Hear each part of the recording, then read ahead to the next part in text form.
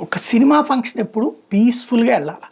Cinema release ఆ తర్వాత చూడటం అదంతా కూడా దానికి ప్రచారం కూడా అలా పాజిటివ్గా ప్రచారం చేసుకుంటూ వెళ్ళాలి. పవన్ కళ్యాణ్ ఆ దిశగానే ప్లాన్ చేసుకున్నారు. సినిమా టీం అంతా అలాగే ప్లాన్ చేసుకుని హరిహర వీరమల్లుకు సంబంధించి నిధి అగర్వాల్ అయితే పాపం చాలా కష్టపడింది ప్రచారానికి. ఎందుకంటే పవన్ కళ్యాణ్కు ఉన్నటువంటి రిస్ట్రిక్షన్స్ కారణంగా ఆమెని ఎక్కువగా ముందు పెట్టి నడిపించారు. అంతా సెట్ అయ్యాక పవన్ కళ్యాణ్ తెర మీదకి వచ్చారు, ప్రచారం చేసుకుంటున్నారు చక్కగా. కానీ గతి తప్పిన మీడియా, మతి తప్పిన ప్రశ్నలతో తలతిక్క ప్రచారాల కోసం ఫైనల్గా ఆయన్ని వివాదంలోకి లాగింది. విడప్పుడు పవన్ కళ్యాణ్ ఏ స్టేట్మెంట్ అయినా ఇవ్వడంలో తప్పులేదు. ఆయన మంత్రి ప్లస్ రాజకీయ నాయకుడు, ఓ పార్టీ అధ్యక్షుడు కాబట్టి. కానీ సినిమా ప్రమోషన్ ప్రోగ్రాముల్లో రాజకీయ ఇంటర్వ్యూలు ఎందుకు? వీళ్ళకి ఈ ఇంటర్వ్యూలు చేసిన వాళ్ళు ఎవరికి సినిమాల గురించి పెద్దగా అవగాహన లేదు.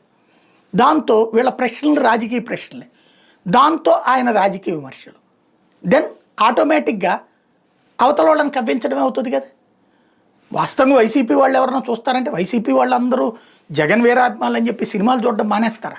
అందులో పవన్ కళ్యాణ్ని అపారంగా ద్వేషించే వాళ్ళు ఉన్నారు, జగన్ని అపారంగా ప్రేమించేవాళ్ళు పవన్ని ద్వేషిస్తారు. బట్ వైసీపీని అభిమానిగా ఉంటూనే సినిమాల్ని సినిమాల్లాగా చూసే వాళ్ళకి కూడా ఒక నెగిటివ్ క్రియేట్ చేయటం కదా అవసరం ఉంది. అది అసలు ఈ టైంలో పోనీ ఏమన్నా కొత్త విషయం ఏమైనా ఉందా? రోజు జరిగే మాటలే కదా. జగన్ మేము అధికారంలోకి వస్తే సంగతి తేలుస్తామని, వాళ్ళ సంగతి ఏందో తేలుస్తామని చెప్పడం కొత్త ఏమైనా ఉందా? లేదు కదా. దాంట్లో ఇప్పుడు పవన్ కళ్యాణ్ రియాక్షన్, ఆయన ఆన్సర్ కూడా అంతకుముందు చాలాసార్లు ఇచ్చేసాడు కదా. ఇప్పుడు అవన్నీ తీసుకుని వస్తారు, పత్రికల్లో ఇవే ఫ్రంట్ పేజీలు వేస్తారు. చూడాలనుకునేటటువంటి వైసీపీ సానుభూతి పరుడుకు కూడా చిరాకు తెప్పించేటటువంటి పరిస్థితి. పవన్ అభిమానులు ఎట్లాగో చూస్తారు, జగన్ అభిమానులు ఎట్లాగో చూడరు. ఈ మధ్యలో ఉన్నటువంటి బ్యాచ్ని చెడగొట్టడమే కదా. ఇంకొకటి పోనీ తెలుగుదేశం పార్టీ వాళ్ళు చూస్తారా అంటే వాళ్ళకి బాలయ్య బాబే మెయిన్. రెండవది ఇప్పుడు ఈ స్టేట్మెంట్ చూసేసి తెలుగుదేశం అభిమానులు బాలయ్య అభిమానులు చూస్తారా?